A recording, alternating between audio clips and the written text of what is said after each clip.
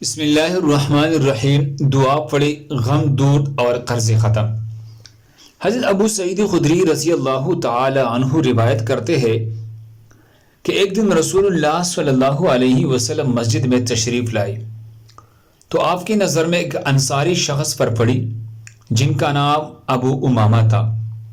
آپ صلی اللہ علیہ وسلم نے ارشاد فرمایا، ابو امامہ، کیا بات ہے، میں تمہیں نماز کے وقت کے علاوہ مسجد میں الگ تلگ بیٹھا ہوا دیکھ رہا ہوں۔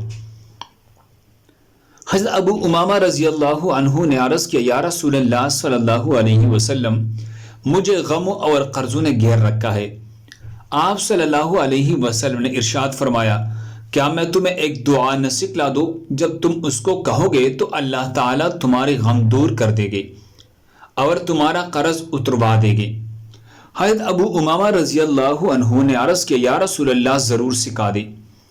آپ صلی اللہ علیہ وسلم نے ارشاد فرمایا، صبح و شام یہ دعا پڑھا کرو، اللہم انی اعوذ بک من الہم والحزن واعوذ بک من العجز والکسل واعوذ بک من الجبن والبخل واعوذ بک من غلبۃ الدین وقہر الرجال۔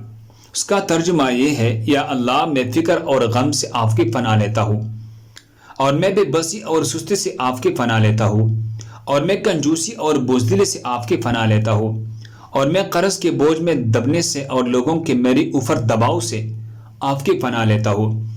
حضرت ابو امامہ رضی اللہ عنہ فرماتے ہیں، میں نے صبح شام اس دعا کو پڑھا تو اللہ تعالیٰ نے میرے غم دور کر دی اور میرا سارا قرضہ بھی ادا کروا دیا۔